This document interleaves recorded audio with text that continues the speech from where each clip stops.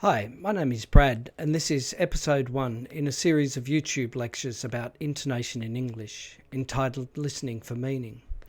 This series is primarily intended for postgraduate research students and university educators who are interested in including intonation into their research and teaching work.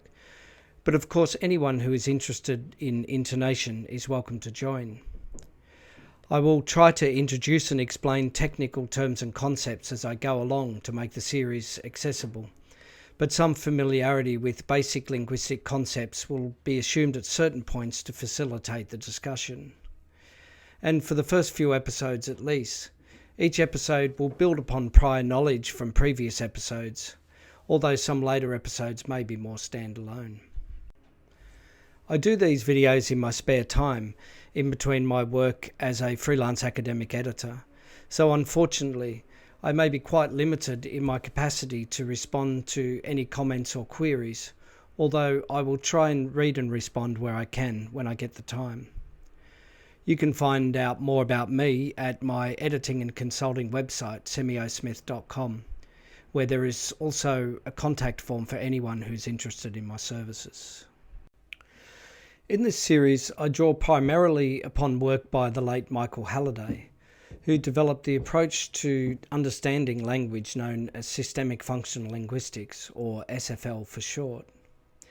Halliday's SFL description of the English language includes intonation systems, as presented in his influential 1967 book, Intonation and Grammar in British English. Halliday later co-authored the 2008 book Intonation in the Grammar of English with the late Bill Greaves, who was one of my PhD supervisors. The approach and description I use in this series is based primarily on that provided in the Halliday and Greaves book, which can therefore be used as a reference guide. I also draw on work by Theo van Leuven on rhythm and accent in particular, as well as on his approach to the semiotics of speech, music and sound in general.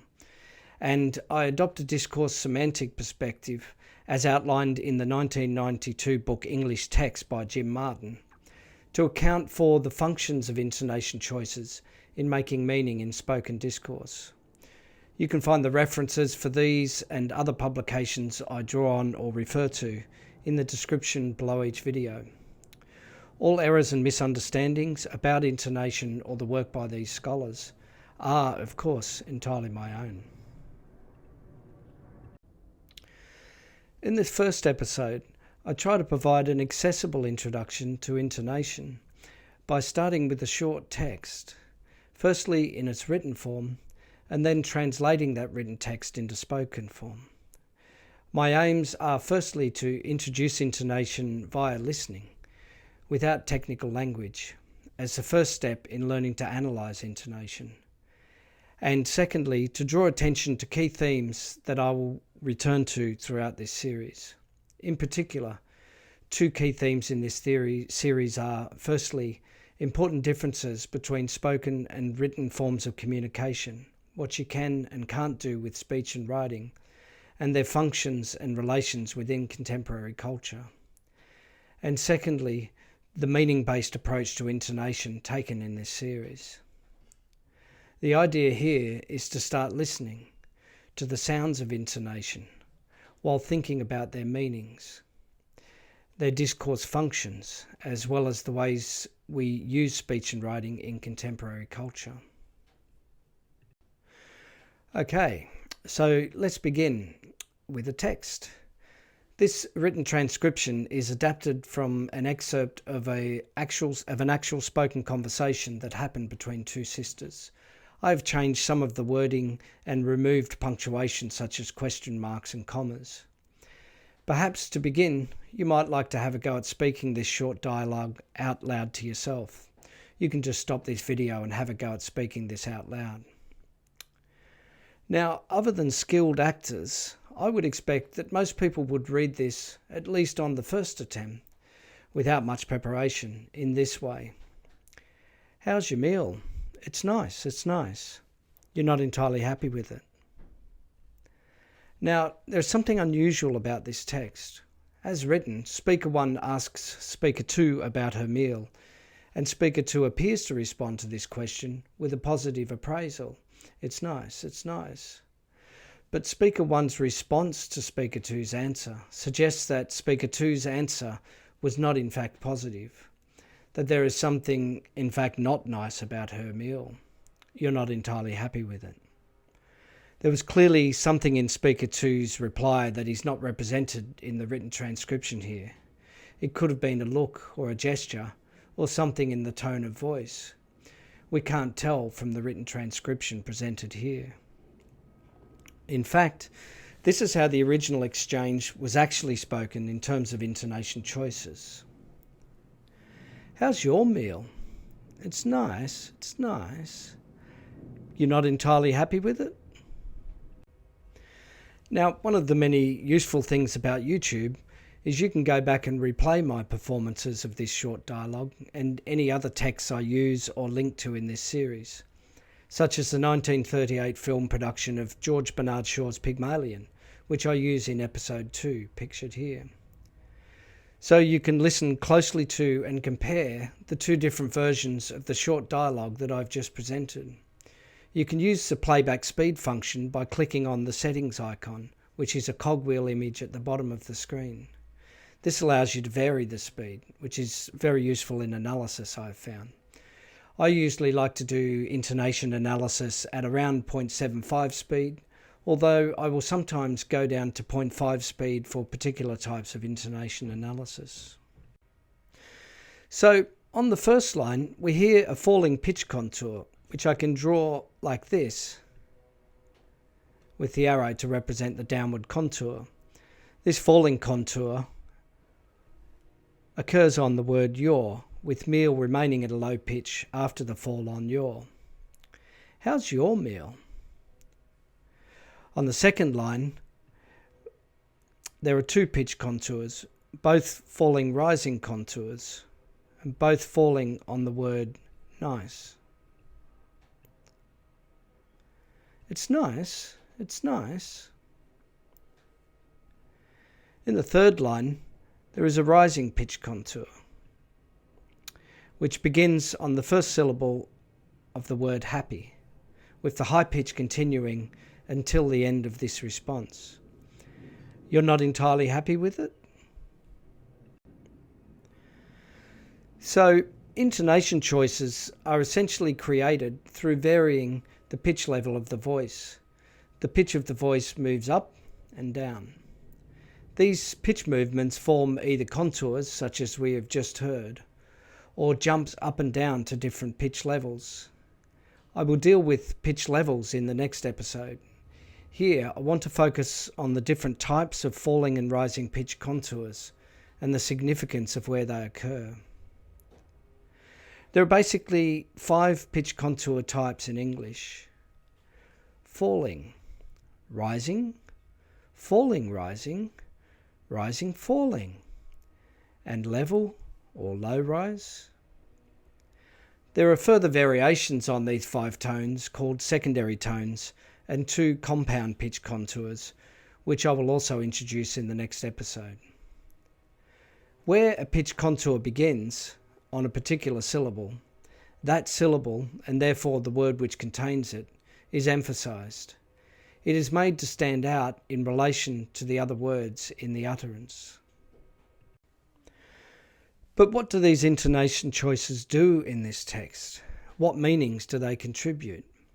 Why are they worth studying? Let's look at the first line in this example. It has a falling pitch contour which begins on the word your. How's your meal? The falling pitch contour type is the default choice for statements and also for content questions such as here. Hence, when I asked you to have a go at speaking this line out aloud yourself, I expected that, unless you're a trained actor, you would say this line with the falling pitch contour. How's your meal? Or in fact, how's your meal? This default combination of intonation and clause grammar is what in SFL we call the unmarked choice. To quote Michael Halliday, it is a choice you make unless there is some good reason to make another choice. Hence, it is a choice one makes when reading a written text out loud without any other information to suggest that a different choice should be made. In terms of emphasis, the default or unmarked expectation is that this pitch contour would land on the final lexical item, meal. How's your meal? But instead, in the actual text, the pitch contour actually began on your, with the contour continuing at the low pitch for the rest of the utterance. How's your meal? This is called a marked choice. There is a good reason for emphasising your rather than meal. The two sisters had previously been discussing food in general and cooking, which provided a prior context for this shift in topic, where speaker one asks her sister about her particular meal, rather than continuing the discussion about food or meals in general. This is a common strategy in conversation to create segues between topics. Sometimes the connection is quite loose, as in this case, from a discussion of food in general to the topic of speaker two's actual meal. But the marked choice emphasising your rather than meal helps in making this shift in topic. Food or meals in general is being treated as prior knowledge in the context, and now the focus through intonational emphasis is being shifted to the specific your meal. This strategy of marked emphasis can be used for various purposes. The well-known Daily Dose of Internet YouTube channel always begins with the YouTuber saying, "This is your daily dose of internet," perhaps emphasising the personal connection between the YouTuber producer and his audience. I've put a link to this entertaining channel in the description below. In general terms, the choice of where a pitch contour occurs enables speakers to direct which way a conversation will go via the things that they are emphasising. The metaphor I have used for this is that of the rudder or steering wheel of a ship, which turns the ship of discourse in a particular direction through these emphases or focuses. I will also go into further detail about the functions of these choices in episode 2. The second line has two falling rising contours, both occurring on the word nice. It's nice, it's nice. This is a marked choice of contour for a statement. As mentioned before, the unmarked contour type for statements, without any good reason otherwise, is the falling contour.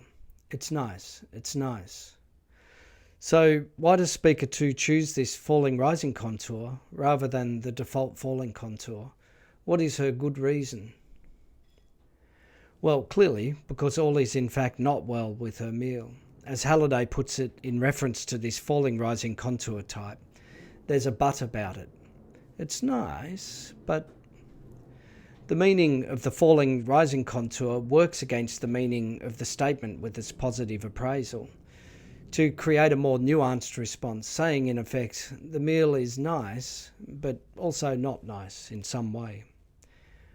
I will go into more detail in the next episode about why and how these contour types serve to make meaning. In terms of the emphasis, nice is the unmarked choice as the final lexical item here. In the third line, a rising pitch contour is chosen. You're not entirely happy with it? And again, this is not what one would expect for a statement. We would expect a falling contour.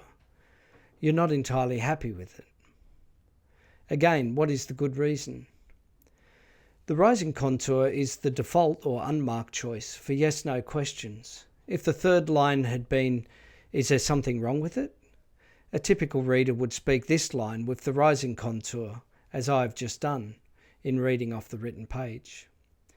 Combining the statement with the rising contour of a yes-no question makes this reply a more complex meaning, more like a statement with an implied tag question. You're not entirely happy with it, are you? In making this video, a friend who viewed a draft version in attempting to speak the previous line actually used this rising contour, which gave that line a somewhat different nuance, one of challenge. It's nice, it's nice. As I will show in later episodes, such variations in meaning for these combinations of clause and intonation choices motivate the discourse semantic approach to accounting for the functions of these co-choices in spoken texts. Finally, the choice of emphasis in the final line happy is considered the unmarked choice, being the final lexical item.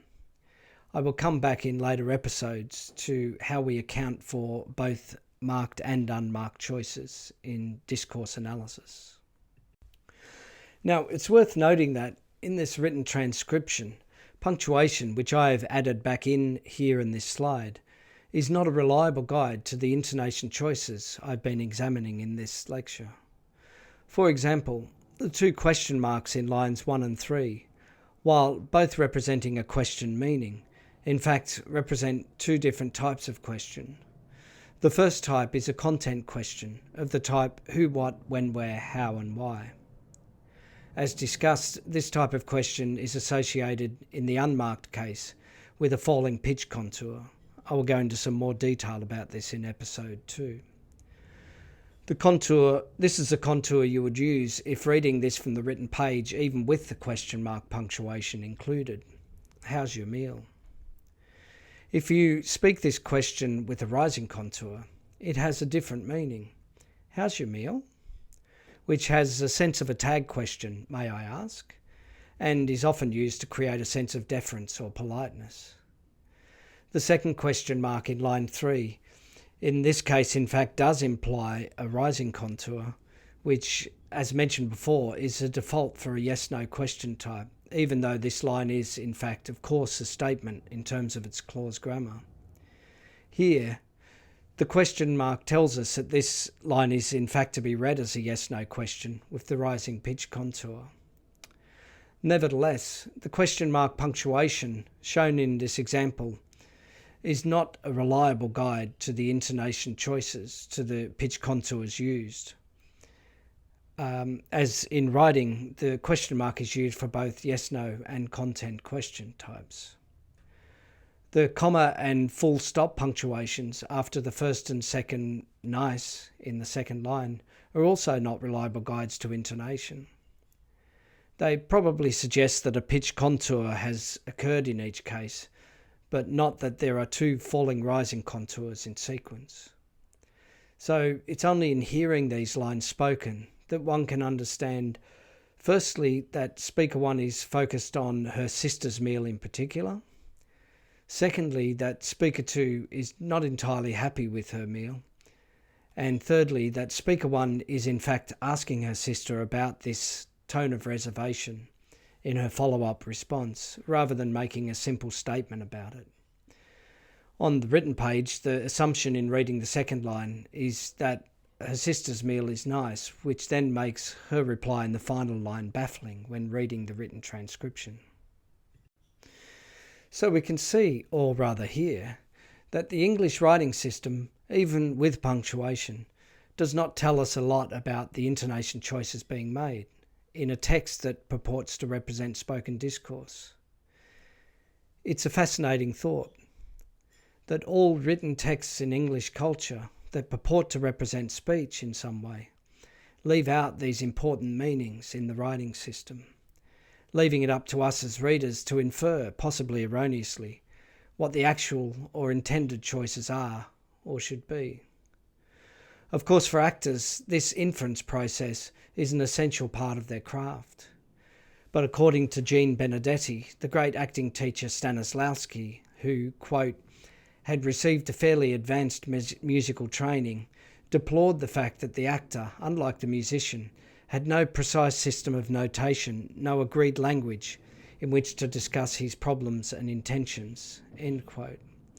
Stanislavski often referred to intonation vocal features in his writings, for example, also quoted in Benedetti, where he mentions the fleeting elusive tones of voice, psychological pauses, end quote. Different actors will, of course, have different ideas about how to interpret a written text into speech, because those different ways of speaking a line have different meanings. In the description, you will find a link to a variety of performances of Hamlet's famous "to be or not to be" line by famous actors, and one prince, now king. So for Halliday, who uses the term prosodic in this quote here to include intonation as well as other vocal features, quote, "The omission of prosodic features from written language is, in some respects and under certain circumstances, a genuine deficiency." To quote from my longer version of the same idea from my PhD thesis, legal discourse, including written transcripts of police interviews, witness statements, plays, films and television scripts, and other literary discourse purporting to render speech in the written mode, political discourse, including speeches, parliamentary debates, these and many other types of language use, when written down to be later read as speech, lose much of their original meaning during the process of interpretation, punctuation notwithstanding. Sometimes it must be assumed to serious effect. So we have to seriously question the idea put forward in this quote by Thomas Carlyle. This quote is inscribed in sandstone on the wall of the New South Wales Mitchell Library foyer, and I used to walk past it from time to time over many years when I lived in Sydney.